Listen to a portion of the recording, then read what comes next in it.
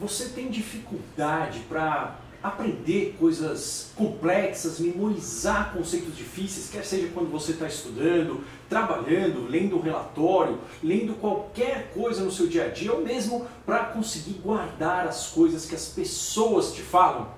Então assista o vídeo de hoje que você vai conhecer o método que eu desenvolvi para aprender e memorizar qualquer assunto baseado na neurociência, e você vai receber dicas de como começar a memorizar, a aprender com muito mais eficiência a partir de hoje aqui no canal Saúde da Mente.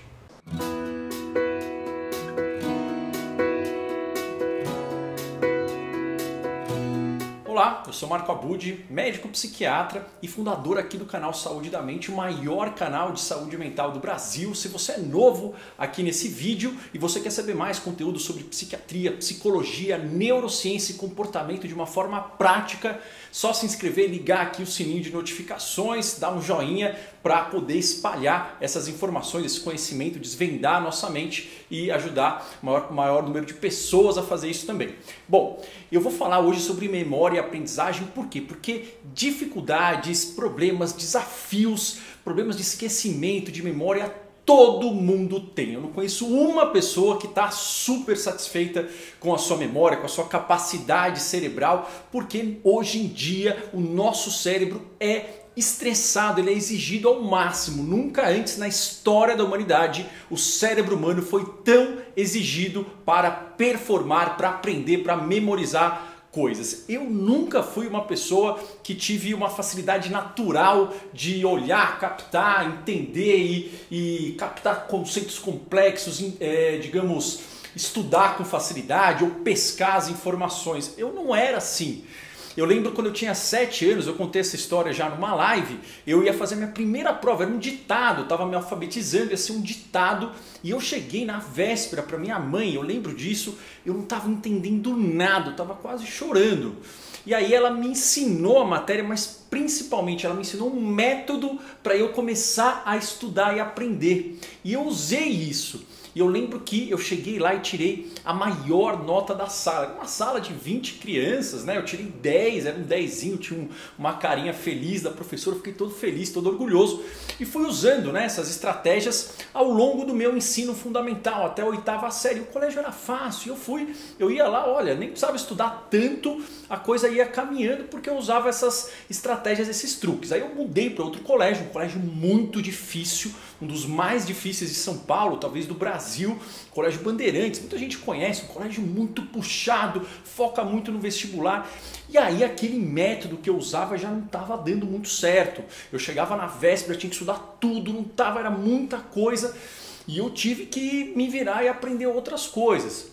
E aí eu fui ali jogando, empurrando com a barriga, cheguei na faculdade, consegui passar na faculdade de medicina da USP, passei na Unicamp, na Unesp, passei em todas as faculdades que eu queria, na Unifesp, e usando esse método e sentindo que, pô, mas será que isso daqui é de verdade? Será que eu estou enganando o pessoal? Porque eu não me sinto alguém muito mais inteligente do que os outros, mas será que, como é que está dando certo isso?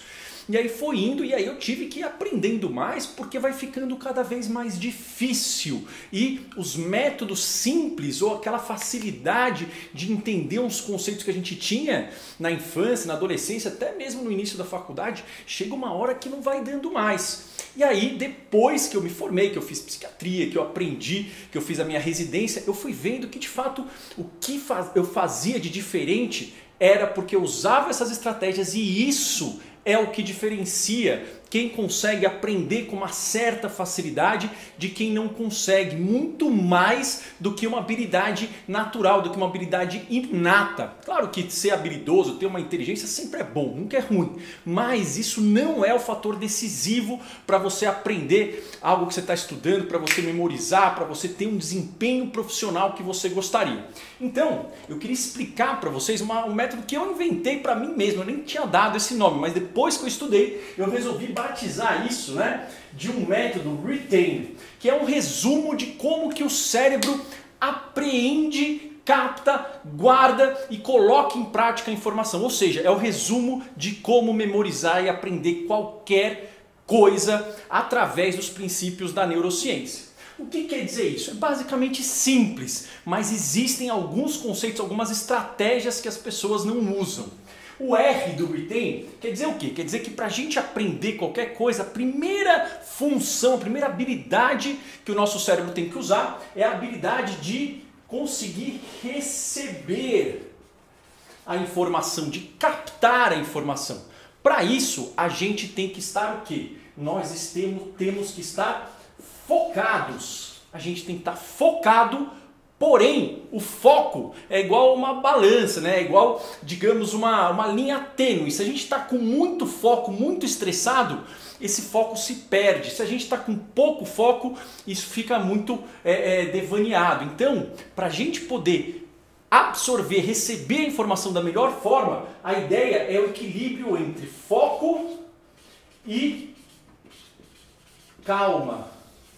Se a gente está focado e ansioso, com muita energia, muita gana para colocar lá, o pensamento fica muito acelerado, a gente não foca. Se a gente está com menos energia, menos foco, menos drive, o pensamento fica muito disperso, a gente não foca. Então a gente não quer nem acelerar demais e nem frear demais. Tem que ter um foco e a calma para receber a informação. Depois que a gente recebe, o que o cérebro faz? Ele entra num outro processo que é importantíssimo, que é a gente conseguir entender.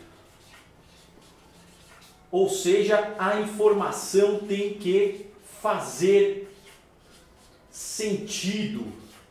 Resumindo, a gente guarda o que a gente dá um sentido, com que a gente entende o porquê. Se a gente não entende o porquê de algo, vai ficar ali na memória, a gente até consegue decorar por 1, 2 dias, depois isso vai ser levado embora. A gente precisa que o que nós aprendemos faça sentido pra gente.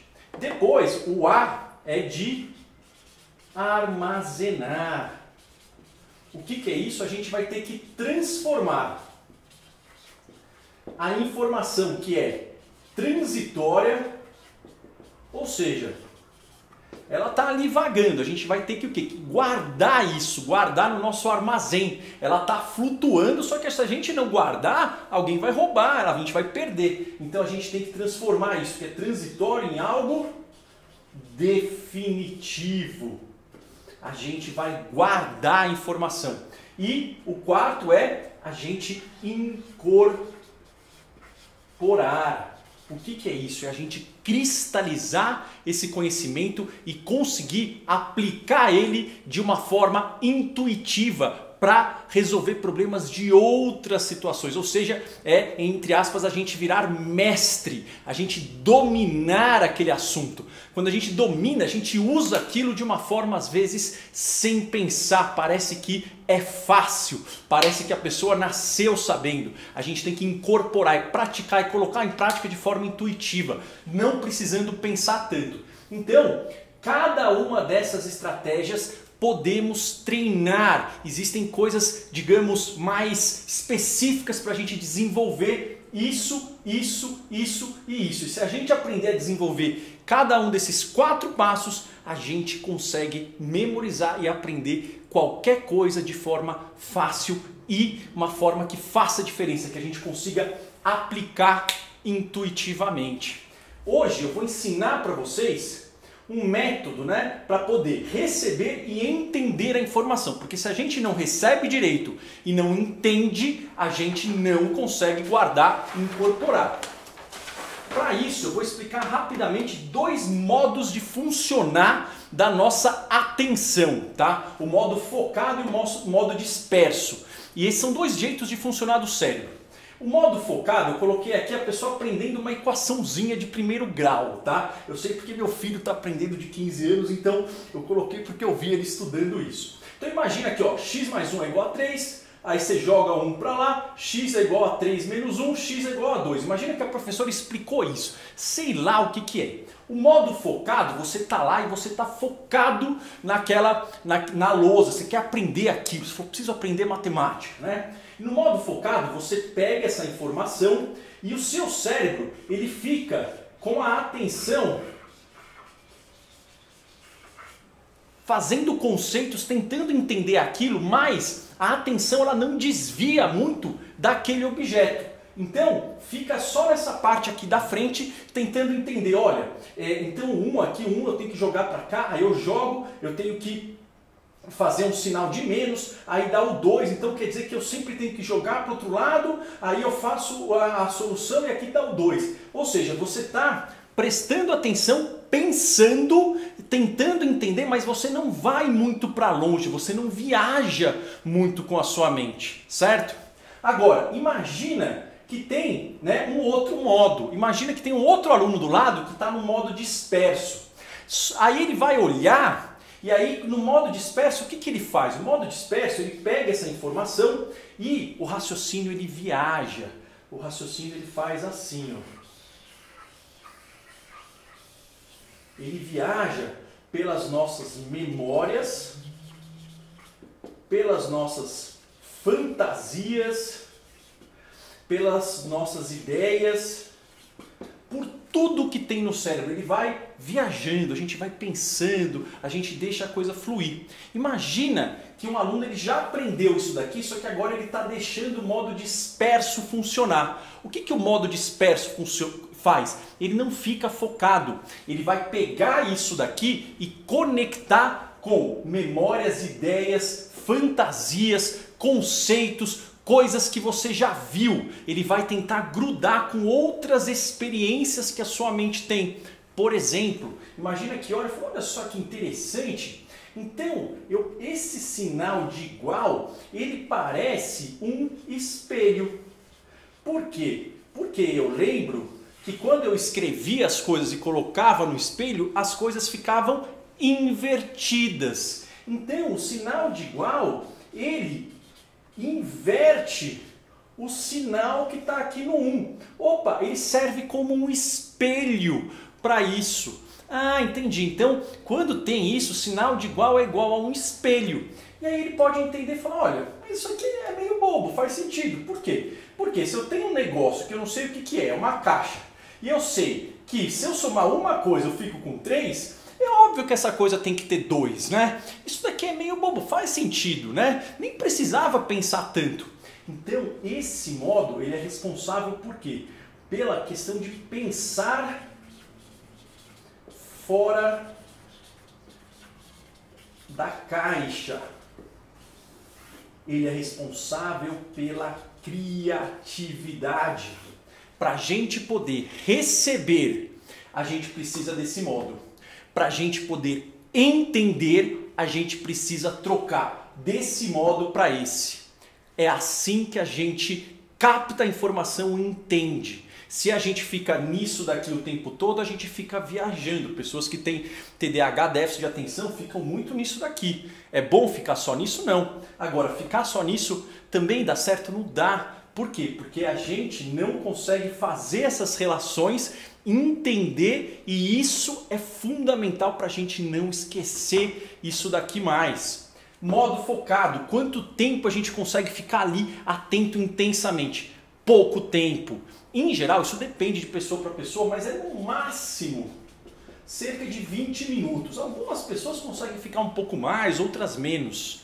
E esse modo aqui é o modo de descanso da mente. Então a dica que eu dou para você é a seguinte: você quer aprender um texto difícil, algo que você está lendo, um relatório, alguma coisa que você está estudando para um concurso, uma prova? Faça o seguinte, deixa um cronômetro, eu colocaria 15, 20 minutos no máximo. Tem pessoas que falam para ficar 25 é muito tempo, 25 a gente já está cansado no final, a gente nem quer voltar mais naquilo.